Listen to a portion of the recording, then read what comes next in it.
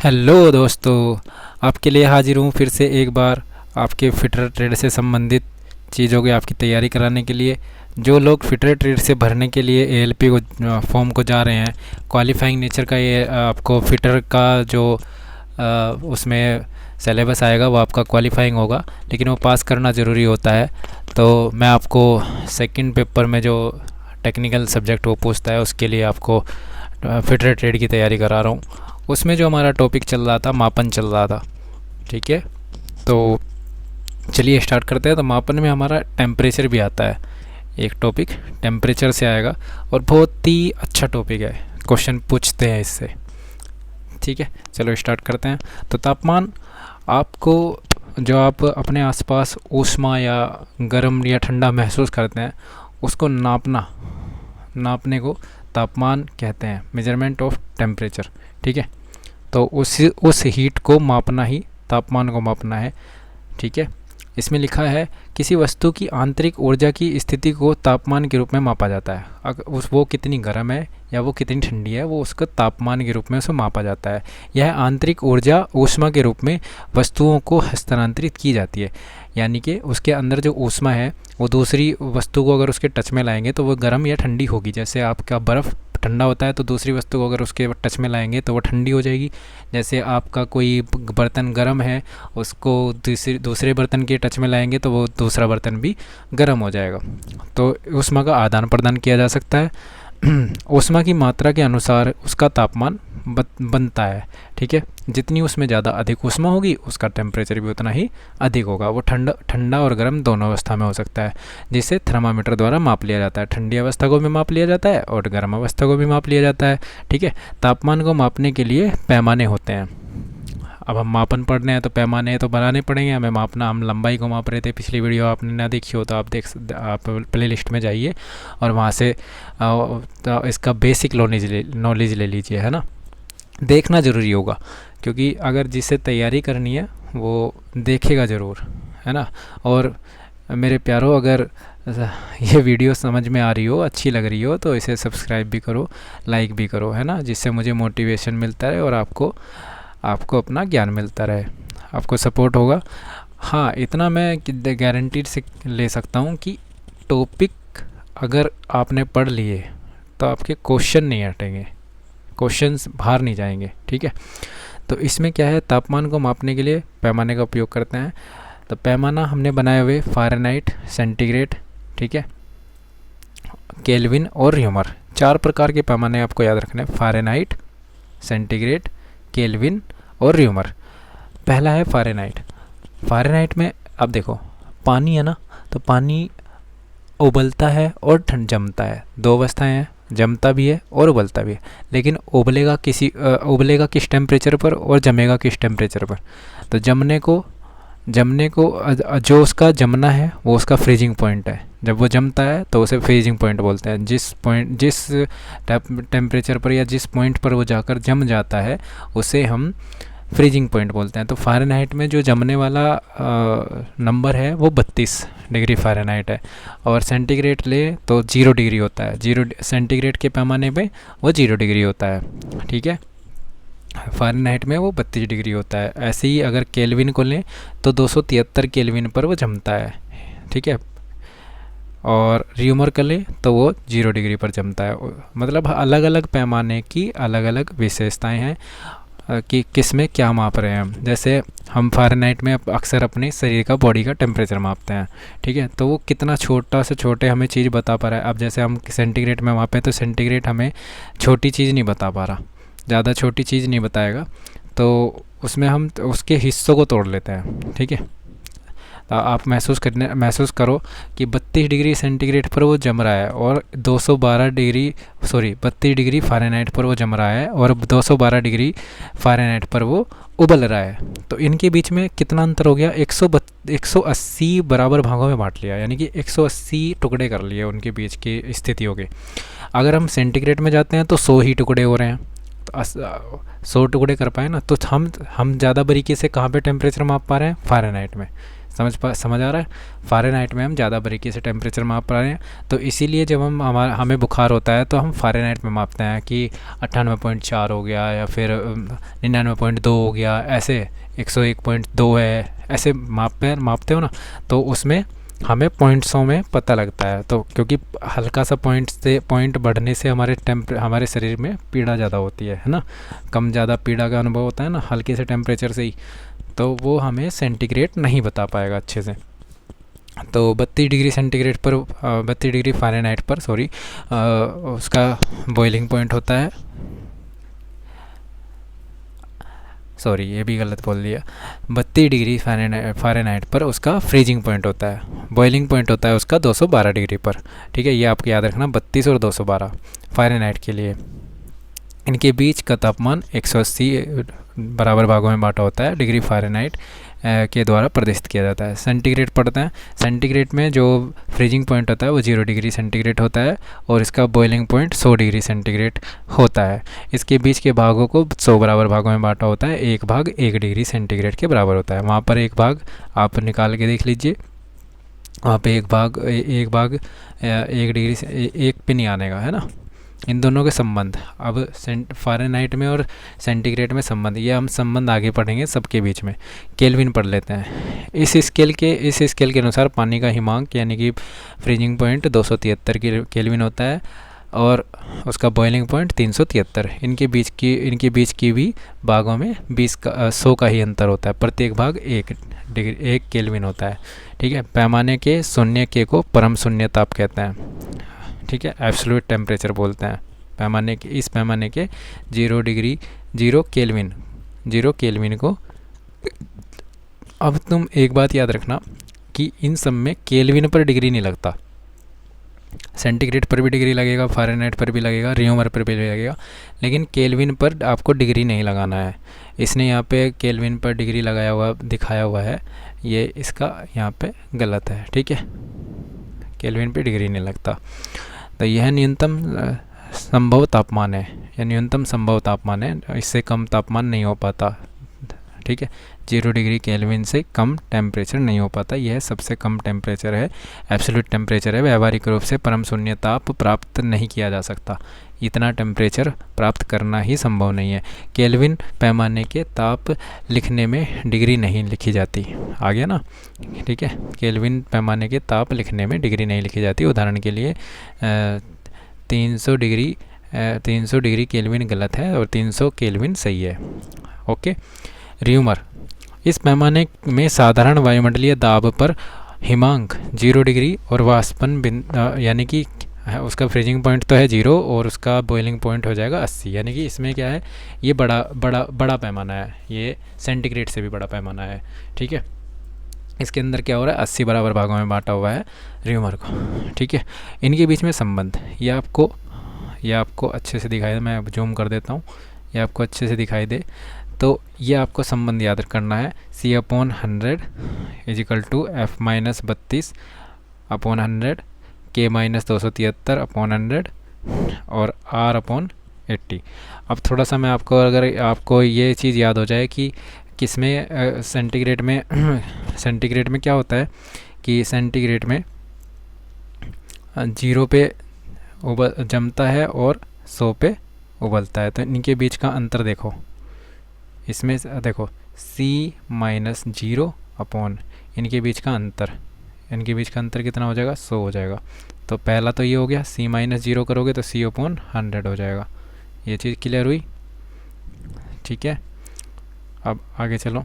अगर फ़ारेनहाइट का आपको याद है तो 32 और 212 यही था ना, 32 और 212। तो F-32 जो कम वाला है वो तो घटाना है, और 212 - 32 जब तुम इसे घटाओगे तो कितना हो जाएगा, 180 हो जाएगा बटे में। तो F-32 अपॉन 180, ये ऐसे आ जाएगा। ये 180 है यहाँ पे दोस्तों, ठीक है यहाँ पे सॉरी, ये यहाँ पे 180 है, 180 है यहाँ पे, ध्यान करना। अब केल्विन में अगर आपने देखा हो 273 और 373 है ना, 373। तो ये देखो K - 273 हो जाएगा, ये लिखो K - 273 273 और बटे में क्या हो जाएगा 373 माइनस 273 यानी कि 100 हो जाएगा। तो k माइनस 273 अपॉन 100 ये बराबर रखे जा सकते हैं। ठीक है, अब ऐसे ही रियोमर में देखो r माइनस वहाँ पे 0 है, r माइनस 0 और बटे में 80 माइनस 0 है ना, तो 80 आ जाएगा। r माइनस 0 अपॉन में 80 सॉरी r माइनस 0 तो r अपॉन 80 हो जाएगा, ये r अपॉन 80। ठीक है, तो ये संबंध आपको याद करना है, ये संबंध आपको याद करना है। ये बॉक्स में कर देता हूँ, ये आपको संबंध याद करना है। इसमें से क्वेश्चन पूछता है कि फ़ारेनहाइट और डिग्री के बीच में संबंध क्या है, ये आपको हल करना आना चाहिए। ठीक है, आगे क्वेश्चन करते हैं। 0 डिग्री सेंटीग्रेड कितने डिग्री फ़ारेनहाइट के बराबर होता है? ये मैंने बताया आपको, ये पूछेगा कि सेंटीग्रेड अगर हमें पता है 0, अब देखो मैं तो आपको हल करके दिखाता हूँ कि क्या पूछा है उसने। 0 डिग्री सेंटीग्रेड कितने फ़ारेनहाइट, यहाँ से उठाओ, देखो यहाँ से संबंध उठाओ। संबंध क्या है, यहाँ से संबंध है c upon 100 is equal to f minus 32 upon 180। इन दोनों के बीच में यही तो संबंध है ना, हमें दो का संबंध बस दो से ही मतलब है। जब हमसे दो तो c की जगह या इतने में से देखो, इस इतने में से देखो कि इतने में c की जगह हमें क्या रखना है 0। c की जगह क्या रखना है दोस्तों, c की जगह क्या रखेंगे 0 अपॉन 100। ठीक है, f माइनस 32 अपॉन 180। तो जब 0 को 100 से भाग देंगे तो 0 इधर तो 0 हो जाएगा, बराबर f माइनस 32 अपॉन 180। अब ये 180 इसके साथ गुना हो जाएगा तो कितना हो जाएगा, 0 की गुना 180 में करेंगे तो 0 ही हो जाएगा, इधर 0 ही हो जाएगा। तो यहाँ पे क्या हो गया f माइनस 32। ठीक है, f माइनस 32 हो गया। अब ये 32 जब अब इधर ले जाएंगे तो प्लस में चला जाएगा, तो क्या हो जाएगा f बराबर 32 हो जाएगा प्लस के। तो आंसर जो आएगा फ़ारेनहाइट में क्या हो जाएगा, 0 डिग्री सेंटीग्रेड फ़ारेनहाइट में कितना होता है 32 होता है। और आप डायरेक्ट भी लगा सकते हैं, ठीक है, अगर आपको पता है तो। ये देखो इसने फॉर्मूले में रख लिया, c की जगह 0 रख लिया और f का मान निकाल दिया। ठीक है, आसान है, ये सब आप कर सकते हैं, बहुत आसान है। देखो 12 डिग्री सेंटीग्रेड को भौतिक अवस्था, जल की भौतिक अवस्था 12 डिग्री सेंटीग्रेड पर क्या होगी, तो 0 पे जमता है, 0 से ऊपर वो दरों में रहेगा तो दरवा आ जाएगा, है ना। आगे देखो 200 डिग्री सेंटीग्रेड सेल्सियस पर माइनस के 200 डिग्री सेंटीग्रेड फ़ारेनहाइट में कितना होता है। चलो मैं इसे करके दिखाता हूँ आपको, इसे मैं करके दिखाता हूँ। यहीं पे आ जाता है, माइनस के 200 डिग्री सेंटीग्रेड ले लीजिए, तो माइनस के 200 upon 100 is equal to f minus 32 upon 180। तो ये 0 से 2 0 कट गई, तो माइनस के 2 रह गया इधर तो, और इधर कितना हो गया f माइनस 32 अपॉन 180। जब 180 की इधर गुना करेंगे, 180 की इधर गुना करेंगे कितना था, माइनस के 2 इंटू 180 इजिकल टू कितना f माइनस 32, यही तो था ना। तो 180 की जब 2 में गुना करेंगे 18 दूनी 36, 360 माइनस क्या आ जाएगा, और f माइनस 32 ये इधर जाके घट जाएगा 32, है ना, इधर जाके घट जाए, सॉरी जुड़ जाए, प्लस का हो जाएगा तो ये घट जाएगा, इसमें से घटाओ तो f बराबर कितना हो जाएगा, 10 में से 2 गए 8, 5 में से 3 गए 2 और 3, ये 328 आ जाएगा, कैसा, माइनस का। ठीक है, अब देखो 328 है क्या माइनस के, ठीक है, ये आ गया 328। ठीक है, 328 आएगा फ़ारेनहाइट में। पानी का हिमांक बिंदु कितना होता है। अब हिमांक बिंदु पूछा है, तो हिमांक बिंदु अगर फ़ारेनहाइट में पूछा है तो 32 डिग्री सेंटीग्रेड आपको पता होना चाहिए, जमा हुआ बिंदु पूछ रहा है। ठीक है, हिमांक बिंदु।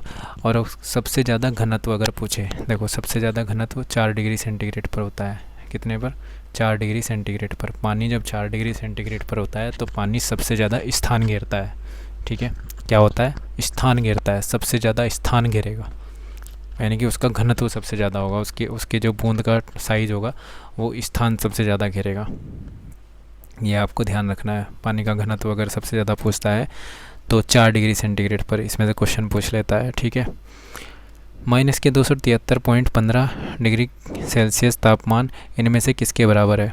ये आपको फिर से निकालना है। 273, अगर 273 डिग्री सेंटीग्रेड तापमान पूछ रहा है माइनस के, तो किसके बराबर है? केल्विन में पूछ रहा है। अब देखो यहाँ पे जाओ, सूत्र उठाओ, केल्विन में पूछ रहा है और सेंटीग्रेड में पूछ रहा है, तो संबंध किसके किसके बीच में है?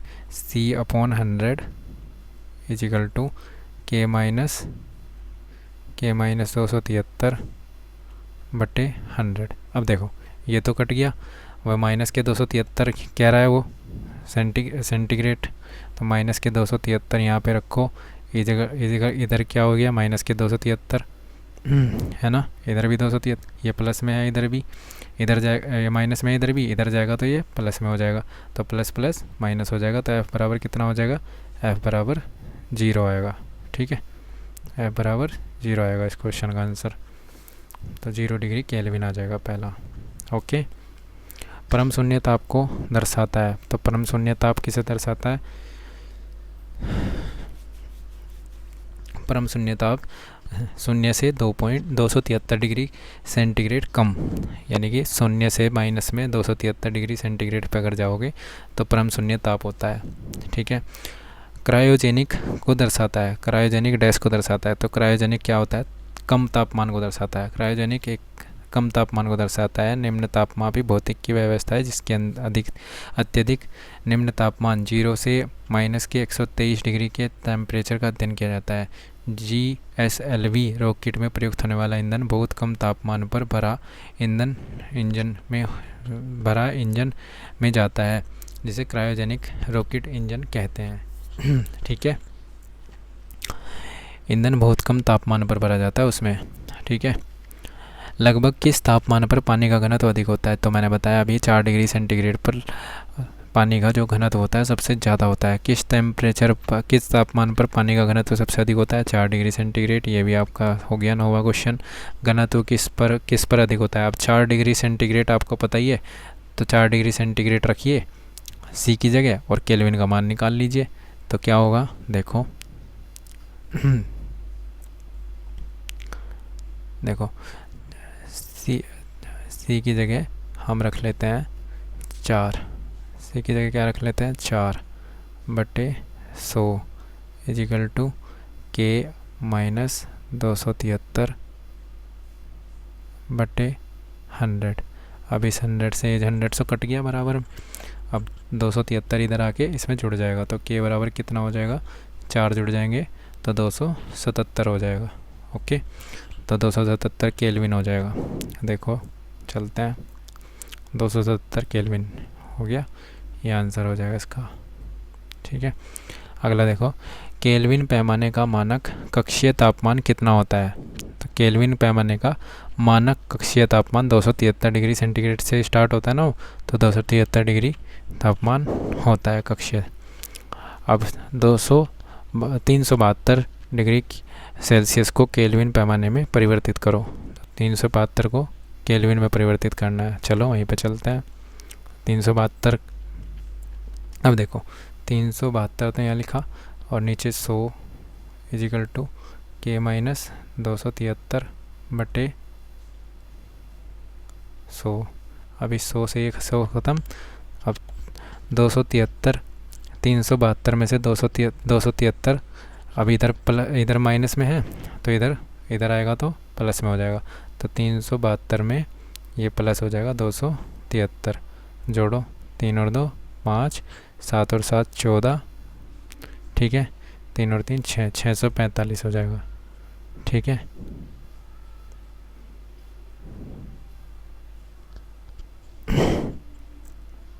तो 645। ठीक है, सेंटीग्रेड जो तापमान के मान का यूनिट है निम्नलिखित में से किस पर नामित है? सेंटीग्रेड जो तापमान के मान का यूनिट है निम्नलिखित में से किस पर नामित है? तो सेंटीग्रेड किसके नाम पे है? Anders Celsius. सेंटीग्रेड जो नाम रखा गया है वो एंडर्स सेल्सियस के नाम पर रखा गया है। एंडर्स सेल्सियस ने इनकी खोज की थी। ठीक है।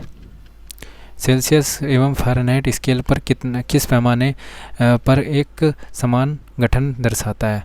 अब देखना, एक बात याद रखना कि -40 डिग्री सेंटीग्रेड ऐसा टेम्परेचर है जहाँ पर सेल्सियस और फ़ारेनहाइट का मान समान होता है। -40 डिग्री सेंटीग्रेड पर अगर आप -40 डिग्री सेंटीग्रेड लेंगे तो फ़ारेनहाइट का मान भी -40 डिग्री सेंटीग्रेड ही आएगा। ठीक है। यहाँ पे आप प्रूव करके दिखा सकते हैं। देखो मैं दिखाता हूँ। -40 रखो सी की जगह। ठीक है। और एफ़ का मान निकालना है हमें। ये हो गया 180। ठीक है। ये 0 से ये 0 ख़त्म और ये 0 से ये 0 ख़त्म, तो 18 चौक 72। इधर कितने हो गए? -72 इजिकल टू F - 32। अब ये 32 इधर जाएगा तो प्लस का हो जाएगा, तो 32 जब इधर में जाएगा तो प्लस का हो जाएगा। प्लस का जब -72 में से घटेगा तो -40 बचेंगे बराबर। ठीक है। तो ये प्रूव है कि आपका -40 डिग्री सेंटीग्रेड पर दोनों का टेम्परेचर समान होता है। ठीक है। परम शून्य ताप की प्राप्ति होती है -200 डिग्री सेंटीग्रेड के तापमान पर। ठीक है। ताप शून्य निरपेक्ष के मान पर पहुंचता है, एब्सोल्यूट 0 के मान पर, जब तंत्र की आणविक गति शून्य हो जाती है। ठीक है। यानी कि परम शून्य ताप -273 डिग्री की टेम्परेचर तापमान पर होता है। परम शून्य ताप में दुनिया जिसके नीचे ताप संभव नहीं, इस ताप पर किसी, तो इसमें पहले वाला आंसर सही होगा। ठीक है। ये वाला, ये डी इसने यहाँ पे गलत दिया हुआ है। ठीक है। ये आंसर होगा। ठीक है बच्चों। भाई एक अल्कोहल का क्वथनांक 78 डिग्री सेंटीग्रेड है। केल्विन पैमाने पर इसका टेम्परेचर क्या होगा? आप यहाँ पे देख सकते हैं इसने कैसे रखा है। तो सी, अब देखो सी में 78 है और केल्विन में बताना है, तो सी की जगह 78 रख लीजिए और केल्विन में बता दीजिए। तो इसमें सीधा सीधा क्या होगा? 78 में 273 जुड़ जाएगा। ठीक है। सेल्सियस से केल्विन पैमाने का पर तापमान को बदलने के लिए आपको निम्न में से क्या क्या करना होगा? तो सेल्सियस से केल्विन पैमाने में बदलने के लिए, सेल्सियस से केल्विन में अगर बदल रहे हैं, अब देखो यहाँ पे देखो इसने सीधा सीधा पूछ लिया।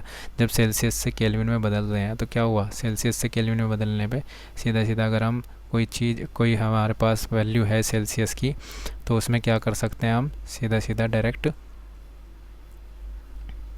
डायरेक्ट इसमें हम क्या जोड़ सकते हैं? 273 जोड़ सकते हैं, तो केल्विन में आ जाएगा।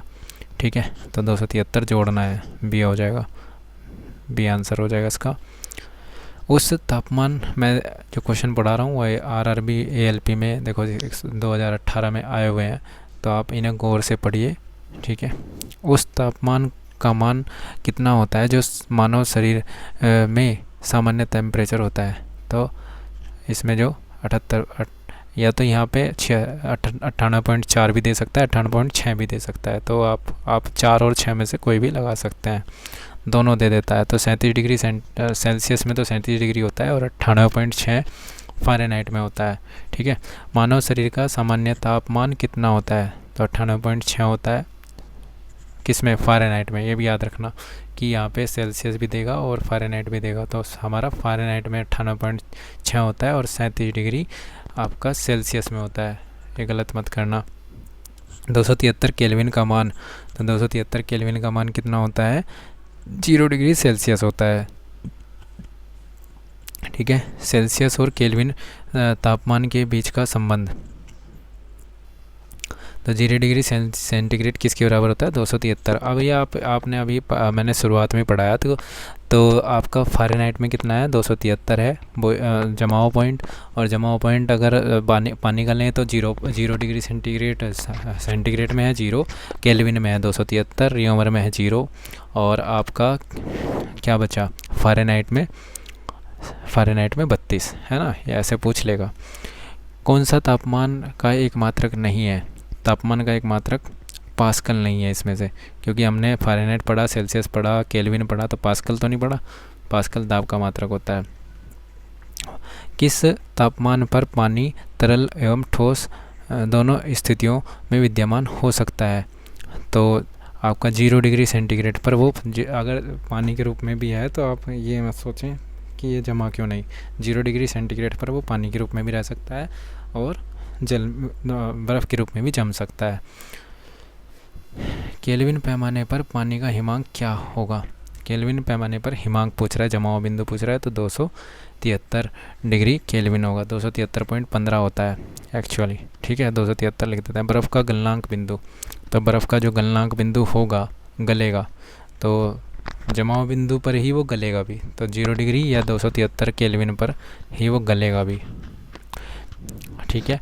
केल्विन पैमाने पर लिए गए ताप को सेल्सियस पैमाने पर बदलने के लिए आपको क्या आवश्यक है? तो केल्विन से हम सेल्सियस में जा रहे हैं तो घटा देंगे 273 इस बार, ठीक है, ओके। ये आपकी कुछ क्वेश्चन थे। तो 25-26 मिनट की वीडियो है दोस्तों, देख लेना, और देखकर अगर पसंद आए तो लाइक और सब्सक्राइब ज़रूर करना, जिससे मुझे मोटिव मिले कि मैं आगे आपको क्वेश्चन और टॉपिक पढ़ाता रहूँ। Okay, bye, thank you.